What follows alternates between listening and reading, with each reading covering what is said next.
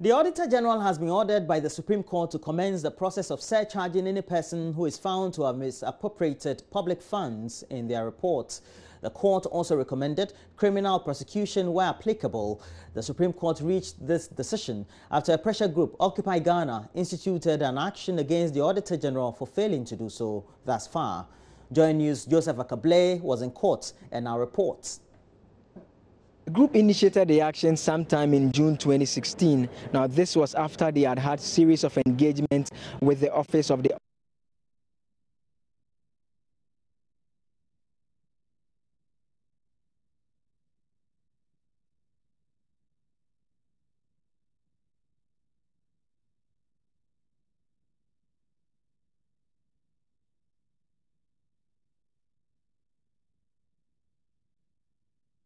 may disallow any item of to law and surcharge. Now, their argument was that since the promulgation of the 1992 Constitution, the state had failed woefully to implement this aspect that is allowed under the Constitution to the Office of the Auditor General to retrieve money. They make the argument that since the promulgation of the Constitution, some 40 billion cedis in terms of expenditure from various state agencies has been reported by the Office of the Auditor General, yet no steps have been taken to retrieve the said money. The orders given by the court, presided over by Justice Sophia Ekufu, are three specific orders. First, it says the Auditor General must issue disallowance and surcharge in respect of all state monies found to have been expended contrary to law.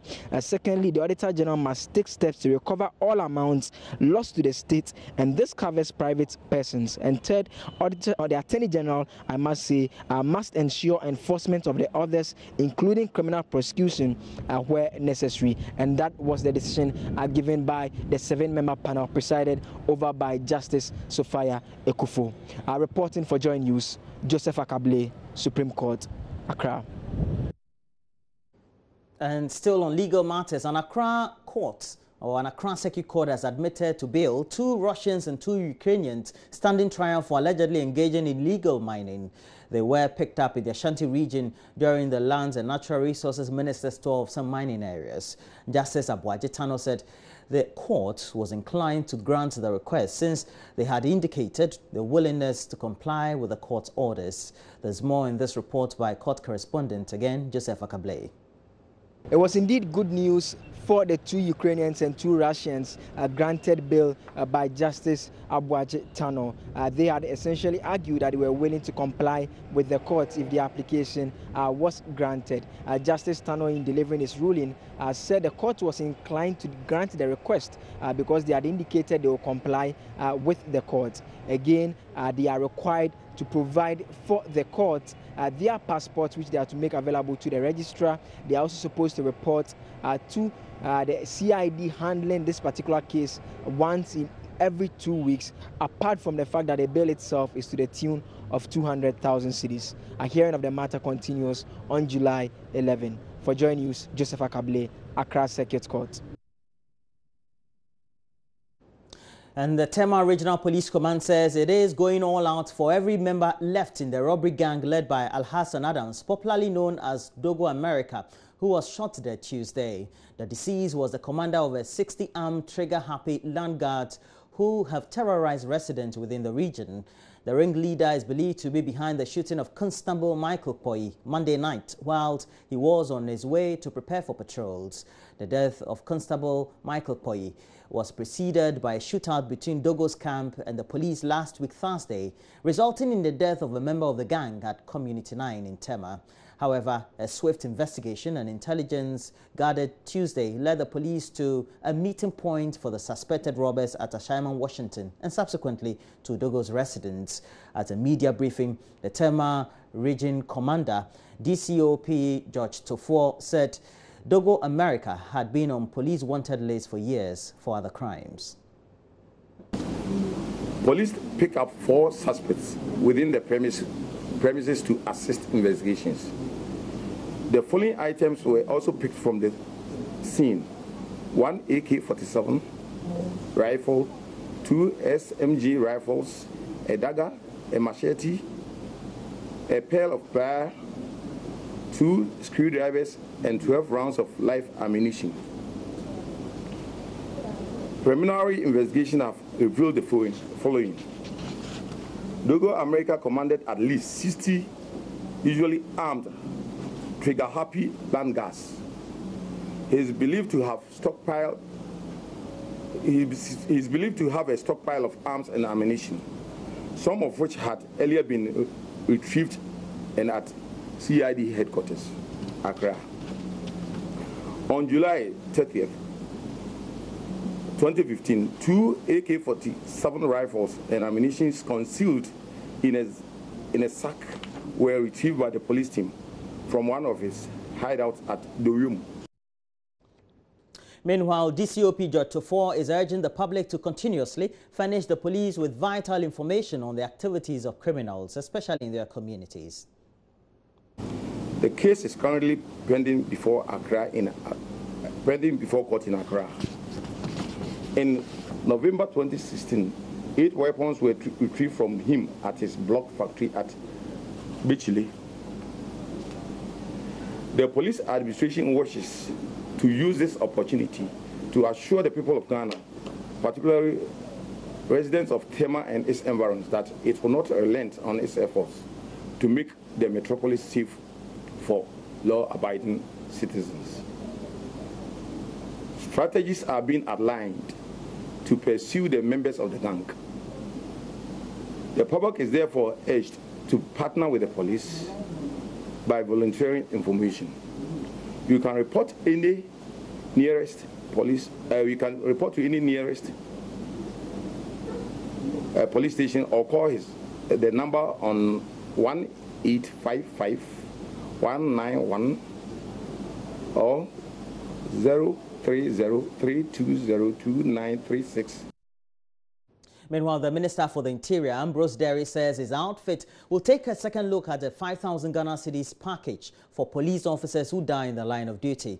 He says the ministry is ready to roll out a system that would run across board for all officers who suffer similar fate. As already indicated in the 2 earlier stories, the police officer Michael Kpoi was recently shot and killed by some criminals on his way to patrol duties. Another officer was recently mistakenly killed about 2 weeks ago by his colleagues after they mistook him for an armed robber. Well, the police, yes, the police, we already have a strategic plan going. You know, there's a memorial that has been built by the police. And so all those who die in the line of duty are going to have their names put on the memorial. So it's not a situation where we have to put a statue for each person individually. They have an assistance system where they give 5,000 for starters, but there's a foundation and we're looking at it. We want a system within the ministry that applies across board. And I'm assuring you that that system will be rolled out. We are going to be closely monitoring the final situation, and you see the same this thing. Of course, in the case of Major Mama, he died as a symbol of state, and so the outpouring was spontaneous. And I hope that, I want to believe that beyond that, the positive contribution with that will be more aware of our own obligations to assist the security forces and investigative institutions to do their work. So thank you very much. Thank you very much. And speaking during a familiarization tour of some agencies under his ministry, Mr. Ambrose Derry stated that the Births and Deaths Registry is complicit in the child trafficking menace, as some workers assisted people to forge trafficked children's certificates and their date of birth. Joy News Quitting Artist's latest documentary put the spotlight on how some young girls who were lured into the Gulf states under the pretense of work were maltreated and sexually molested. Interior Minister Ambrose Derry enumerates measures his ministry is taking to curb the menace. Is that even the births and deaths has become part of the problem, because people are forging birth certificates to get minors pass as adults. What we are doing is that we are more awake to our responsibilities. Let me say this. For the last 2 years, that's for 2014 and 2015, Ghana had been put on Tier 2 watch list. It meant that we were not performing as we should. And although the jury is still out on our status for 2016, it is clear that if we are classified for a third consecutive year, we'll be downgraded with consequences, some of it being we losing resources that come into the country. But more important to the government than the resources is the rights of our people. And since we came in January, we have taken steps to make sure we've intercepted more people within this short time than the past. We have prosecuted a number of cases in court. We've got some convictions. And so we are working hard with the Ministry of Gender and Employment, and indeed other ministries, to make sure that we stem. Mr. Derry has also been talking about some 63 Ghanaians who arrived in the country Wednesday after they were deported from the United States.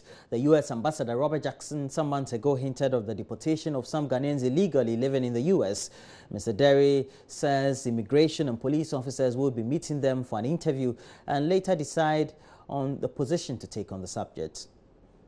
What will happen is that the police and the immigration officials are going to meet them. They are going to interview them, and we would assess and see the position we take. So I don't want to preempt that, because it's the report that they will come with. If we think that something is wrong, we will protest to the U.S. government. But for now, I'm still waiting for the report, because it's ongoing now. So they're going to meet them there, interview them, see to what extent they are Ghanaian, because some of them, there are some cases that people say they're Ghanaians, but they are not. And so our position is that we will not accept people who are non-Ghanaian. And so, first of all, to find out these 62 have come. Who are they? Are they really Ghanaian? And I'm sure at the appropriate time, I've asked that when they do finish their exercise, they will talk to the press. Now we want to be sure that what we are doing, we keep informing the press. We've seen that.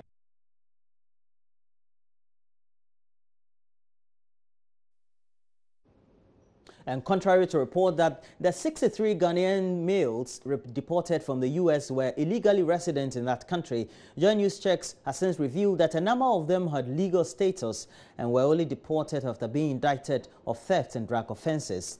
The 63 deportees landed at the Kotoka International Airport at about 8 a.m. Wednesday morning on board a special flight. Speaking to Joy News, the Director of Public Affairs of the Ghana Immigration Service said some of the deportees had their asylum application turned down by the U.S. government at the last minute. The United States today? Oh, we this morning we received about 63 Ghanaian males from the United States who have been deported. And do we know the circumstances under which they were deported from the States? Yeah, basically what we received by way of documentation that they were involved in various offenses, including petty theft and drug abuse. Okay, so it's not as if these guys do not have, the permits to live in the United States. Is that the case? Yes. Nothing shows that those who came, some of them were illegally, went there illegally. Oh, okay. Yes. Once they had legal documentation as to their stay, then it presupposes that they entered through the legal means. Through the legal means. Yes. And is it appropriate that once these guys arrive at the airport, we just allow them to go to their various homes? The immigration office didn't take them through any protocol? Yes, we did. We went by our protocol that they were received by immigration officers and taken through the normal demarcation processes. Then there are other formalities that they go through at our end. Then from there, they are handed over to the BNI for debriefing. Then they were given to the NADMO to be assisted to their various destinations. So these guys you just mentioned were involved, some were involved in petty thefts and others were using drugs. Yeah. Reason why they were deported. Let's look at those involved in petty thefts. How is the security agency going to keep tabs on these guys? Yeah, thank you. That's why I said after going through immigration formalities, they were given to the BNI for debriefing. And even from there, the CID was there to take their fingerprints. So we will then build, if I say we, the security agencies, will build a profile on each one of them. Then the necessary monitoring or otherwise will be done. Did we identify any security threats among these 63?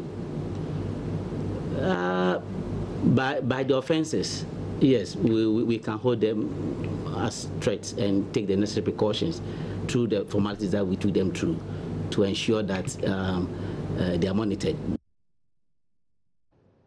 And before we go, the Minister of Defense, Dominic Nitiwul, says Ghana is beefing up security with neighboring countries to prevent possible attacks from terrorists and their groupings operating in the sub-region. Contributing to a statement on global terrorism on the floor of Parliament Wednesday, the minister said Ghana remains vulnerable to the threat of terrorist groups, despite indications that the country was safe. It was to allow our security forces to train in the disputed lands.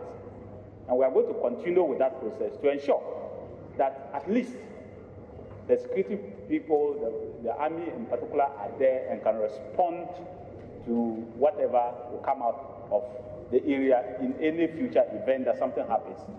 But like the Interior Minister stated before, we will do everything and anything possible within our means to ensure that that conflict is sorted out. But the solution to any conflict lies with the people themselves.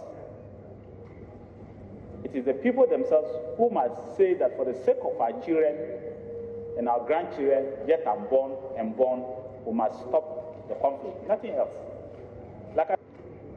If the minority caucus as a group decides to go and engage them, if the majority caucus as a group decides to go and engage them, the people themselves will begin to see that the people of Ghana are no more interested in that. And they will reason up, and then I believe that this conflict will begin to calm down. But if they are left on their own, they will begin to look for that 10-mile square and insist that that is their land. We, on our part, like I said, the security, we'll start training in that particular area. The structures have already been put there. We'll start training in the area very soon to ensure that the security is permanently present there. Because we need land to train. So if people have land and they can give to us to train and they are disputing over it, we will go and use that place to make sure we train so that the farmers can have enough land to farm, so that people can go and have peace of mind to go and do their farming in the various areas. And that's it for the latest news updates we have. We have a lot more news. We'll be reviewing the newspapers and we'll be looking at a lot more stories as featured on the online portals. Well, before we do all that, we have to take a break. And then when we come back, we'll do the newspapers. Please, do stay on.